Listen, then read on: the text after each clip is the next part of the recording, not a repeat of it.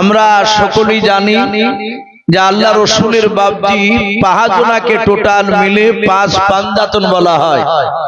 তার মধ্যে 5 পাঞ্জাতনের মধ্যে হাসান হুসাইন রাদিয়াল্লাহু তাআলা আনহু বাপজি আজমানি দুজনকে বলা হয়েছে।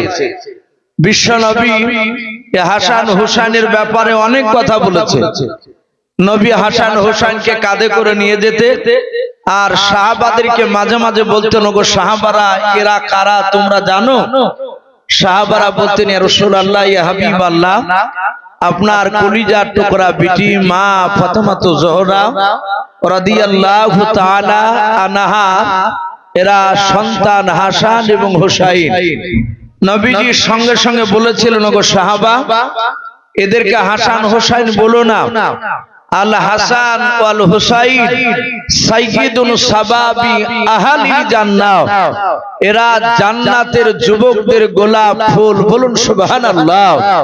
আর এক জায়গায় বলা হয়েছে এরা সরদার, সাইয়্যিদুন শাবাবি আহলিল জান্নাহ, যুবকদের বাপজি সরদার বলা হয়েছে। আল্লাহ রাসূল সাল্লাল্লাহু তাআলা আলাইহি ওয়াসাল্লাম নবী বলেন, হাসান হুসাইনকে যারা ভালোবাসলো তারা স্বয়ং আমাকে ভালোবাসলো। হাসান হুসাইনকে যারা আঘাত দিল তারা স্বয়ং রাসূলুল্লাহকে বাপজি আঘাত দিল। এটা রাসূলুল্লাহ অনেক জায়গায় বলেছেন। হাদিসে পাওয়া যায় আল্লাহ রাসূল সাল্লাল্লাহু তাআলা আলাইহি ওয়াসাল্লাম হাসান হুসাইনকে কতটা মহব্বত করতেন। আমাদের বাপজি এলাকায় দেখবেন মসজিদে বাচ্চা ছেলে নামাজ পড়তে যায়, অনেক সময় বাচ্চা ছেলে বাপজি মসজিদের কাতারে ঘুরে বেড়ায় না আপনাদের এদিকে? নামাজের পর অনেকে নামাজের আগে বাপজি নিয়ে গিয়ে দরজার গুড়িতে বসে দেয় যে বাবা কি নাতি যদি হয় তো বলে, ভাই এখানে বসো, আমি নামাজটা পড়ে নি। এই নামাজ পড়তে দাঁড়িয়েছে, ইমাম সাহেব নামাজ পড়াচ্ছে, বাচ্চাটা ওর জায়গা থেকে উঠে যদি দাদু হয় তাহলে দাদু দাদু করে চিৎকার করে ডাকে, আব্বা হলে আব্বা আব্বা করে ডাকে। তখন সব মুসল্লিরা বাপজি নামাজের হালাতে তারা শুনতে পায়। শুধু তাই নয়, অনেক সময় বাপজি বাচ্চাটা সামনে দিয়ে যাতায়াত করে, ছোটাছুটি করে। এতে বাপজি অনেক মানুষ বিরক্ত বোধ করে, রেগেও যায়। নামাজের পর চিৎকার করে ধমক দেয়, এসব বাচ্চা নিয়ে আসো কেন? বাপজি যারা বুঝে না তারা হয়তো ধমক দেয়, বাচ্চা নিয়ে আসলে বাচ্চাটাকে একটু বোঝানো দরকার। আর যদিও সে বোঝানোর পর না বুঝে, ও তো বাচ্চা ছেলে, ও যদি মসজিদের সামনে লাফালাফি করে, চেঁচামেচি করে, আল্লাহ রাসূল বলেছেন কোন মুসল্লির নামাজের ব্যাঘাত ঘটবে না, নামাজের ক্ষতি হবে না, নামাজ হয়ে যাবে। আপনি বড় বড় মুফতি সাহেবদের সাথে আলোচনা করবেন, তারা একই কথা বলবেন।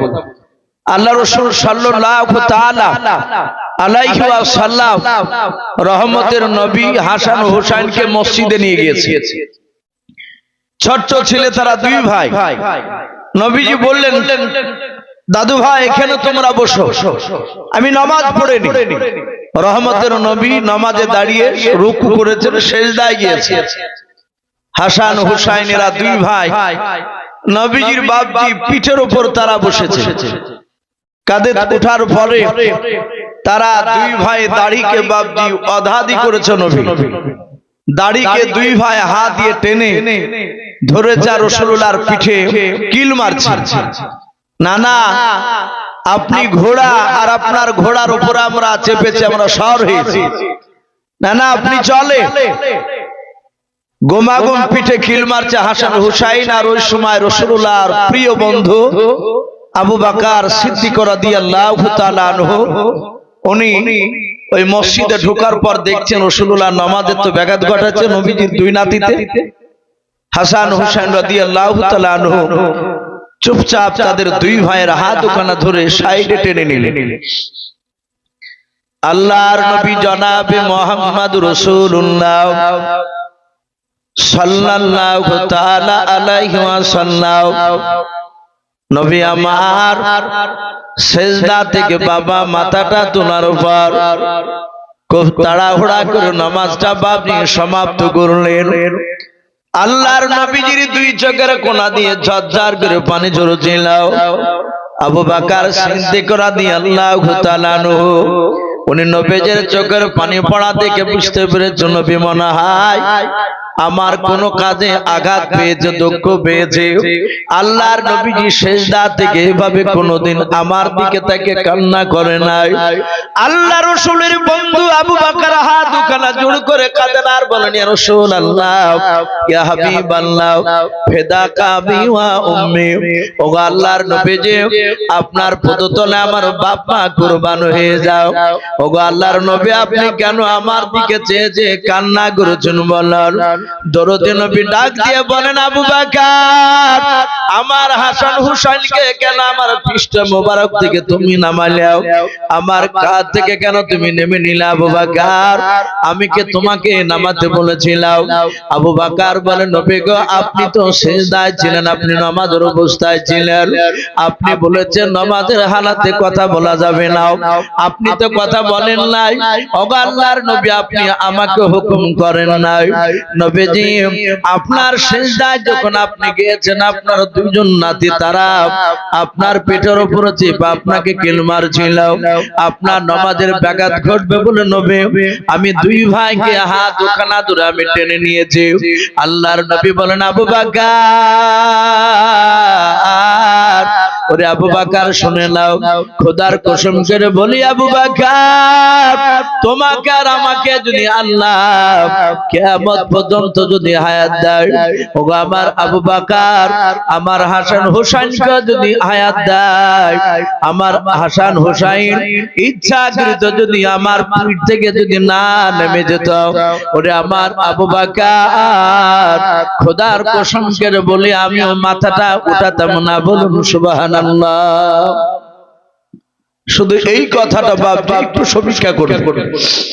আমি যেদিন বাপজি এই হাদিসটা পড়েছিলাম, সেদিন থেকে বাপজি কোনো বাচ্চা ছেলেকে কেউ আঘাত দিলে, ধমক দিলে, আমি তাকে একটু ইশারাতেন সাইডে রেখে নিয়ে গিয়ে তাকে একটু বলি যে ভাই এটা অন্যায় করছে না। বাচ্চা ছেলেটা বাপজি ওকে ছোট থেকে না দিশে করলে বড় হলে আর মসজিদে বাপজি সে পা দিবে না। অনেক যুবক আছে বাপজি মসজিদে ঢোকে না, ইমাম সাহেবের খাবার দিতে গেলেও বাপজি দরজা থেকে ডাক দেয় যে মাওলানা সাহেব এসে খাবারটা নিয়ে যা। যদি বলে যে ভাই ভিতরে আসো না, বলে না হুজুর আমার যাওয়া যাবে না। এই মসজিদে বাপজি যাওয়া আসা করা, বাচ্চা ছেলে নিয়ে যাওয়া, এরা হচ্ছে বাপজি দেশের বাপজি আগামী দিনের মুসল্লি। বলুন আলহামদুলিল্লাহ। এই জন্য বাপজি রাগারাগি করবো না, কথা বললে একটু ইশারা করে তাকে একটু থামানোর চেষ্টা করতে হবে। যদিও চিল্লাই নামাজের কোনো অসুবিধা নেই। আমার বিশ্ব নবী এত হাসান হুসাইনকে ভালোবাসেন, শুধু তাই নয়, সাহাবারাও বাপজি ভালোবেসেছে। কিতাবে লিখেছে হোসাইন বেশ একটু বড় হয়েছে, মদিনার বুকে হোসাইন রাদিয়াল্লাহু তাআলা আনহু মাদ্রাসায় পড়তে গিয়েছে। রহমতের নবী নাতি হোসাইন মাদ্রাসায় পড়তে গিয়েছে।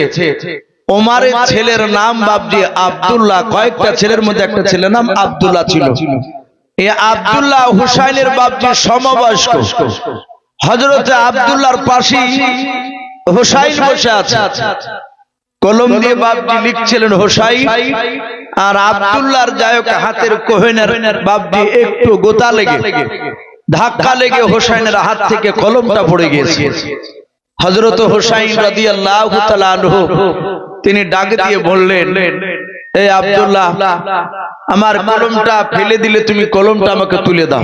বাচ্চা ছেলে তো, ও আব্দুল্লাহ বাচ্চা ছেলে, হোসাইনও বাচ্চা ছিল। আব্দুল্লাহ ছিলেন ওমর ইবনুল খাত্তাবের বেটা। ওমরের মতোই বাপজি তারও মেজাজ ছিল। আব্দুল্লাহ বলল, আমি তোমার কলম আমি তুলে দেব না। হোসাইন রেগে গিয়ে বললেন, কলম তুলে দাও। বলে, আমি কলম উঠে দিব না তোমাকে। সঙ্গে সঙ্গে হোসাইন বলেন, এই গোলামের বেটা গোলাম, কলম তুলে দাও। যাহাতে বাপজি গোলামের বেটা গোলাম বলেছেন, আব্দুল্লাহ রেগে গিয়েছে। আব্দুল্লাহর চোখ দুটো কুখের মতো লাল করে বলছে, এই হোসাইন, এই তুমি ছিল আমি কে? তুমি আমাকে গোলাম বললে, আমার আব্বাকে গোলাম বললে, জানো আমি কি করতে পারি? বলে তুমি কি করবা? বলে দাঁড়াও, আমি এক্ষুনি আব্বার কাছে যাচ্ছি, আব্বাকে ডেকে নিয়ে এসে তোমার বিচার করা হচ্ছে। হযরতে আব্দুল্লাহ স্কুল থেকে বাপজি দৌড়াচ্ছে তার আব্বা ওমর ফারুকের কাছে। হযরত আমিরুল মুমিনিন ওমর ইবনুল খাত্তাব রাদিয়াল্লাহু তাআলা আনহু বাড়িতে আছেন। হুসাইনের নয়, আব্দুল্লাহ ওমরের ছেলে আব্দুল্লাহ ডাক দিয়ে বলে, ওগো আব্বা, আমাকে হুসাইন গালি দিয়েছে। হযরত ওমর চোখ দুটো লাল করে বলে, এই আব্দুল্লাহ, কে গালি দিয়েছে? ডাক দিয়ে বলে, ওই হুসাইন আলীর বেটা। বলে কি বলে গালি দিয়েছে? বলে গোলামের বেটা গোলাম বলেছে। ওমর মেজাজটা হাই করে বলেছিল, বাবা আব্দুল্লাহ, তোমাকে আলীর ছেলে হুসাইন গালি দিয়েছে? বলে হ্যাঁ। বলে চলো এক্ষুনি গিয়ে তার কাছে গিয়ে আমি দাঁড়াবো, আমি তাকে জিজ্ঞাসা করব তোমাকে গালি দিয়েছে কিনা। ওমর ঘরের ভেতর থেকে বাপজি একটা কলম আর কাগজ হাতে নিয়ে নিল। ওমর স্কুলে যাওয়ার পর হোসাইনের কাছে গিয়ে বলে, হোসাইন, তুমি আমার ছেলে আব্দুল্লাহকে কি তুমি গোলামের বেটা গোলাম বলেছো? যারা ইমানদার হয়, আল্লাহওয়ালা হয় বাবা, তারা পৃথিবীর কোন শক্তিকে বাপজি ভয় পায় না। হযরত হোসাইনের ঈমান ছিল বাপজি মজবুত। আল্লাহর নবী বলেন, আমার হাসান হোসেন ওরা অবিকল আমার মতোই ছিল। বলুন সুবহানাল্লাহ। হযরত হাসান রাদিয়াল্লাহু তাআলা আনহু বাবা, তার হাঁটনটা ছিল একেবারে রাসূলুল্লাহর মতো। আর হোসাইন রাদিয়াল্লাহু তাআলা আনহু বাবা, বেশিরভাগ বিশ্ব নবীর সাথে বাপজি তার চেহারার মিল ছিল।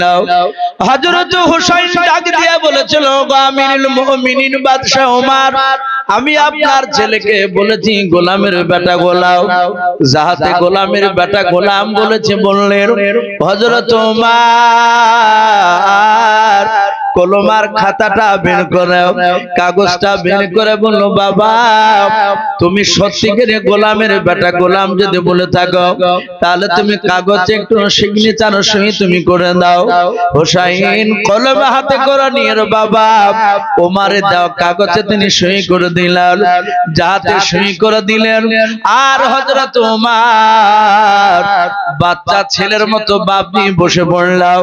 হযরত ওমর নামাজের কায়দায় বসে গিয়া হোসাইনের বাপনি সই করা কাগজখানা নিয়ে কপালে বাপনি মুখে বাপনি লাগিয়ে চুমা খেতে লাগলেন, বুকে বাপনি বোলাতে লাগলেন। হযরতে আব্দুল্লাহ ডাক দিয়ে বলেছিল, আব্বা, আমি আপনাকে দেখলাম বাড়ি থেকে মেজাজ হাই ছিল, হোসেনের নাম করলাম, ওই সময় তো আপনি রাগান্বিত ছিলেন। ওগো আমার আব্বা জান, হোসাইন সহি করার পর আপনার দিলটা কেন নরম হয়ে গেল? এই আব্বা, আপনার চোখ দিয়ে ঝরঝর করে পানি ঝরেছে। আব্দুল্লাহ ডাক দিয়ে যখন এই কথা বললাম, উমার ডাক দিয়ে বলেছিল, বাবা শুনে না, তোমার আমার কপাল খুলে গিয়েছে। বলুন সুবহানাল্লাহ। বলে, আব্বা কথা বুঝতে পারলাম না।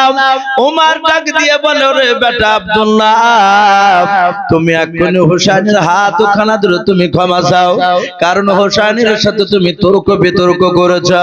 ওরে আমার আব্দুল্লাহ, আমরা যা ইবাদত করেছি শুনে নাও, ইবাদত করে মনে হয় জান্নাত যেতে পারবো না। ওরে আমার আব্দুল্লাহ বেটা শুনে নাও, কিয়ামতের ময়দানে হোসেন যদি একবার সাক্ষী দিয়ে দেয়, গোলামের বেটা গোলাম, আমি বিশ্ব নবীর গোলাম। বলুন সুবহানাল্লাহ।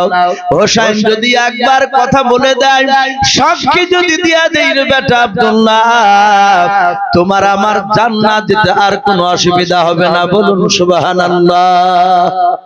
এই ছিল বাপজি ভালোবাসা হযরত হাসান আর হোসাইন। এদেরকে রাসূলুল্লাহ দুনিয়াতে জীবিত অবস্থায় জান্নাতের যুবকদের সর্দার বলেছেন এবং বলেছেন বিশ্ব নবীরা যুবকদের সর্দার। সম্মানিত ভাইরা আমার, বাবা জীবনেরা, আল্লাহ রাসূল সাল্লাল্লাহু তাআলা আলাইহি ওয়াসাল্লাম হোসাইনকে বাপজি অনেক চুমা খেয়েছিলেন।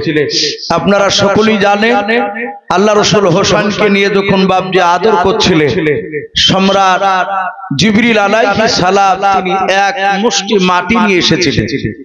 খাকে কারবালা বলে বাপজি একটি উর্দু কিতাব, শহীদে কারবালা, এইসব বইগুলো বাপজি পড়লে পাবে।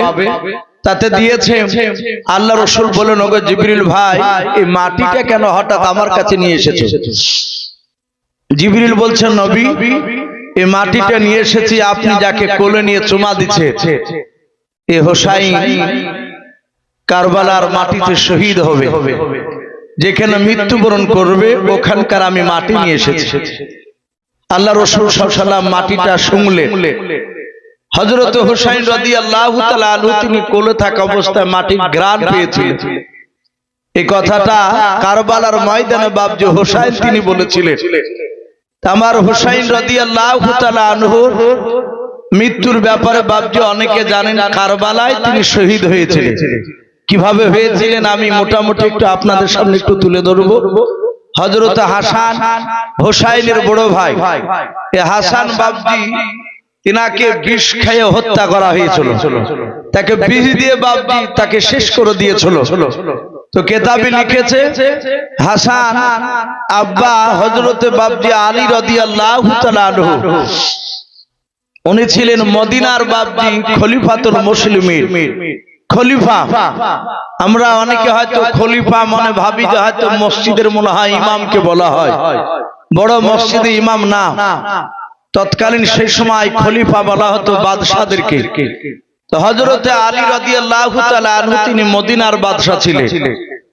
আর ওইদিকে বাপজি আপনার কুফা বলে বাপজি ইরাকের সরজমিনে, ইরাকে কুফানগর বলে একটা এলাকা শহর, ওই শহরের বাপজি এলাকার বাদশা ছিল হযরত মুআবিয়া রাদিয়াল্লাহু তাআলা আনহু। এই মুআবিয়ার বাপজি সন্তানের নাম ছিল ইয়াজিদ। ইয়াজিদ নাম শুনেন না? ইয়াজিদ। আর এদিকে হযরত আলী রাদিয়াল্লাহু তাআলা আনহুর বাপজি দুটো সন্তান, হাসান আর হুসাইন। যাই হোক, হাসান তিনি ইন্তেকাল করেছিলেন।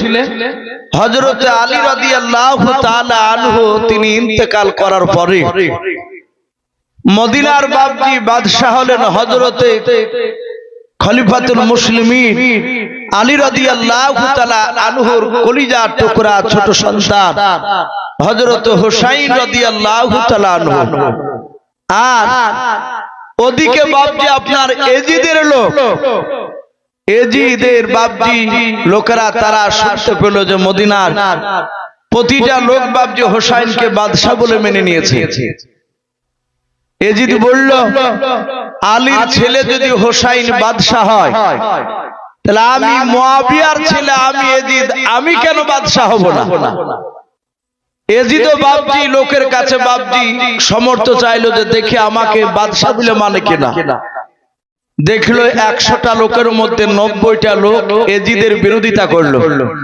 তারা সবাই বলল যে আমরা এজিদকে আমরা বাদশা বলে মানব না, কারণ এজিদের চরিত্র ভালো না। যার বাপজি চরিত্র প্রথম থেকে বাপজি অনেক খারাপ দেখা যায়, সেই লোকটা যতই ভালো দাবি করো আপনার ডাইরেক্ট ওকে বিশ্বাস করা যাবে না, সে আবার খারাপের দিকে যেতেও পারে। তাই এজিদের লোকেরা 90টা লোকের বাপজি নয়, 100টার মধ্যে 10টা লোক হাতে এজিদকে মানলো। আর 90টা লোক বললো যে না, আমরা এজিদকে আমরা মানি না। এজিদ বলল, কাকে মানো?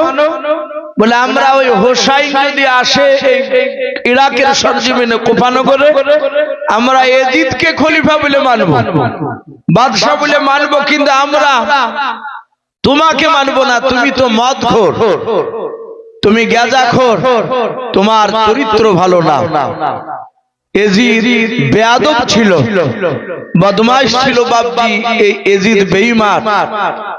এজিদ দেখলো যে না, হোসাইন রাদিয়াল্লাহু তাআলা আনহুকে ছলে বলে কৌশলে একে নিয়ে এসে দুনিয়ার বুক থেকে একে শেষ করে দিতে হবে, নাহলে এখানে আমার দাদাগিরি চলবে না। বাপজি, আমি জানি না আপনাদের এলাকায় বাপজি এজিদের বংশধররা আছে কিনা। আমাদের এলাকায় এখনো দেখা যায়। আপনাদের এদিকে বাপজি জারি গাহায় জারি, মহরম মাসে হায় হোসেন করতে করতে এদিকে নাই, কিন্তু বাপজি আমাদের এলাকায় আছে। আমাদের এলাকায় আপনাদের এখানে বাপজি তীরমোহনে কোথায় একটা মওলানা থাকে, ওই পেছনে বসেছিল মওলানা সাহেবকে আপনাদের ওখানে না, ওই মওলানা ওনাদের ওখানে থাকে। উনিও ভালো জানে, ওনার বাড়ির পাহাড়িও যায়। তো বাপজি সে মওলানা বাপজি সেও জানে, আমরাও জানি।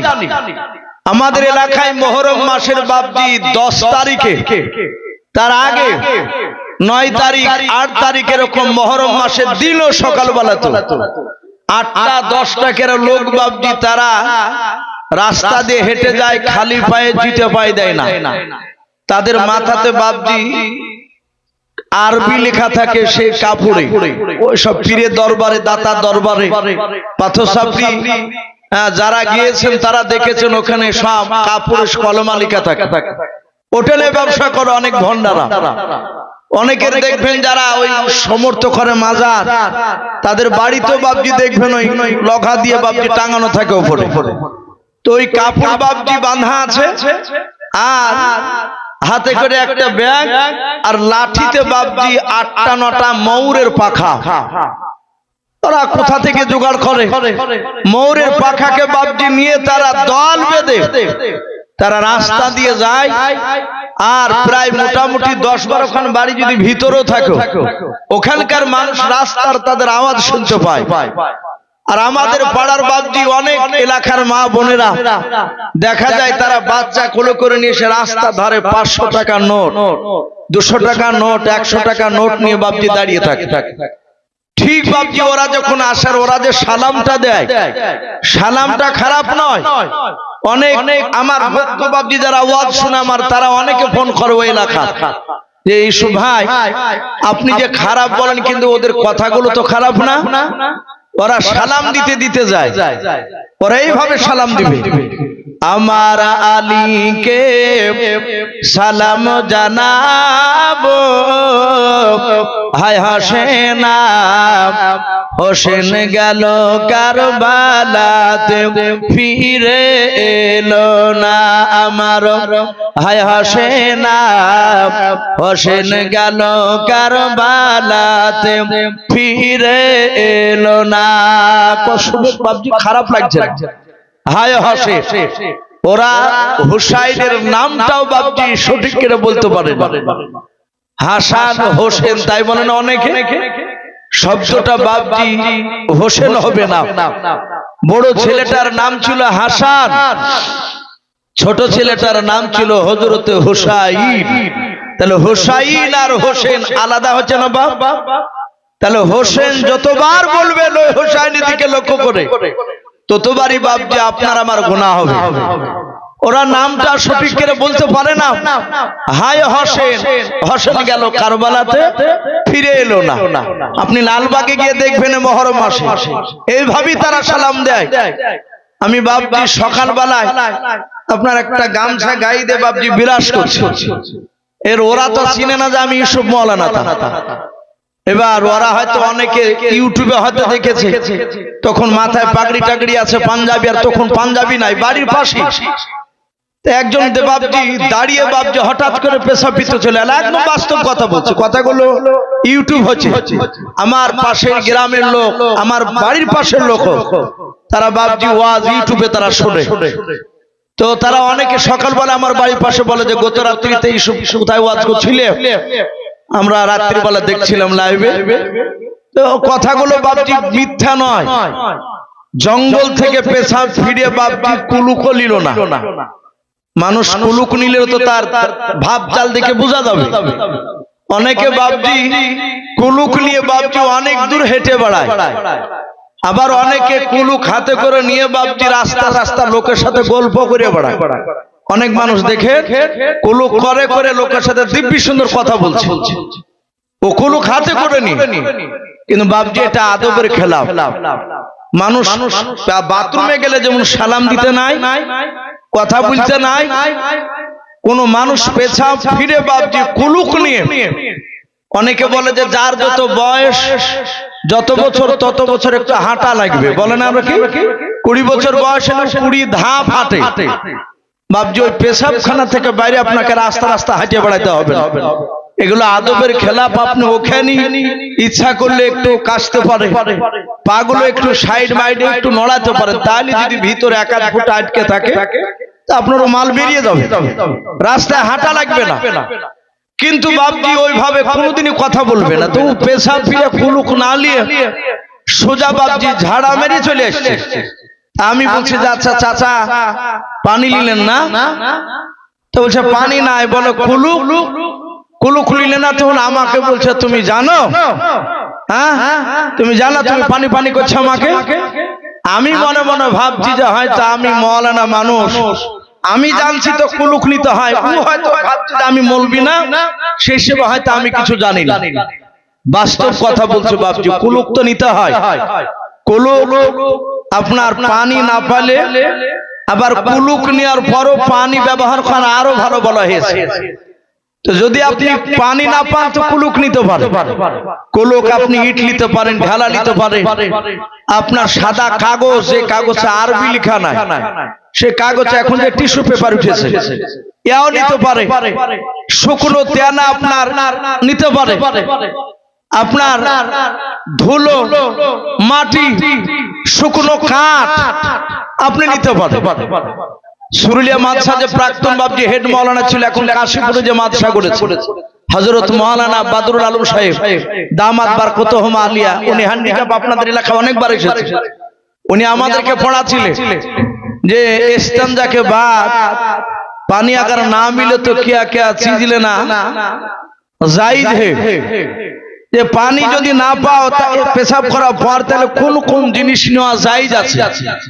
আমরা বাপজি ক্লাসে সে সময় 10টা ছেলে ছিলাম।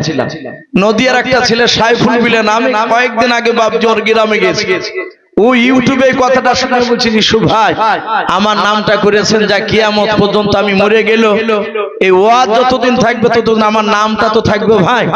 তো ছেলেটা একটু খুব লোগড়ে টাইপের, তো ও ক্লাসে বাপজি বসেছিল, আমরা বসেছিলাম। এখনো পেশাব করার পর বাপজি ইচ্ছা কি তো সুরুলিয়া মাছে তখন পড়ি আমরা। বাদরুল আলম সাহেব বাপজি চেয়ার নিয়ে বসে আছে, আরো হুজুর বসে আছে। ও বাথরুমে পেশাব না করে বাপজি বাথরুমের এক সাইডে যে ও পেশাব করে বাপজি গোটা ইটকে নিয়েছে, ইটকে নিয়ে কাপড়ের তলে নিয়ে বাপজি কুলুক করেছে, করে হাঁটিয়ে বেড়াচ্ছে। তখন বাদরুল হুজুর বলছে আর একটা ছেলেকে, হামজালা বলে নাম, আমির হামজা, বলে আমির হামজাকে জিজ্ঞাসা করতে আর কি হলো রে? ও সুজা হ্যাঁ হাঁটছে না, আর হুজুর তো জানছে যে বাথরুম তো অনেক আছে পেশাব খানা, আর এইভাবে পুকুরি করে হাঁটছে কেন? আর বাকিটাকে হলো নাকি ফোড়া মুড়া উঠেছে নাকি রে মা? তখন আমির হামজাকে বলছে এই সাইফুল্লাহ কি হয়েছে তো? তখন ও জানে যে পেশাব করে কুলুক নিলে কথা বলতে হয় না, তখন এইভাবে ইশারা করে বলছে বলা হবে না। তো হুজুর ধমক দিয়ে বলছে এই বেয়াদব সুধা কি হয়েছে? তখন যাই কি হয়েছে বল, হুজুর জিজ্ঞাসা করছে। তখন বলছে যে কুলুক নিয়েছি। তো কুলুক নিয়েছিস? তখন ও কাপড়ের ভিতর থেকে একদম সে গোটা সে ইট বাইরে করে দেখাচ্ছে। তো হুজুর হাসছে, হুজুর বলছে কত বড় বেয়াদব দেখ দিলি, আরে শয়তান এভাবে গোটা ইট না নিয়ে তুই গোটা পা চিলে ঘুরে বেড়া গেছা। তখন বলছে যে হুজুর আপনি ইট লিওয়া জায়েজ বললে আপনি তো পরিমাপ বলেননি যে কটটুক নিতে হবে। তো হুজুর বলছে বেয়াদব তুই জানিস না যে কটটুক নিতে হবে? তা তো আরো অনেক কথা হুজুর একটু হাস্যকর করে বললো।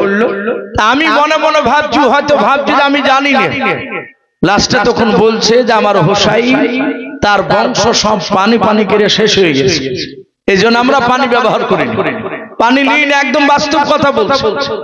অনেকে বাপজি মদ খায়, যারা বুঝে না তারা যায়, না বুঝে সেটা বাপজি হয়তো জানে না, কিন্তু জানার বড় বাপজি ওতে যাওয়া যাবে না। ওরা হাই হোসেন করছিল, এটা ছিল বাপজি এজিদের দল। এজিদের মাথাকে কেটে এজিদের লোকেরা তারা আনন্দ করে হায় হাসান করতে করতে গিয়েছে মাথাখানা এজিদের কাছে। এই জন্য বাপজি হায় হাসেন যারা জারি করে, আমার ইউটিউবে আশা করি কথা অনেকে শুনছেন, আমি বলবো প্রতিটা বাপজি ভাইদেরকে না জানতে যা করেছেন তোবা করবে, ওই জারিতে যাবেন না।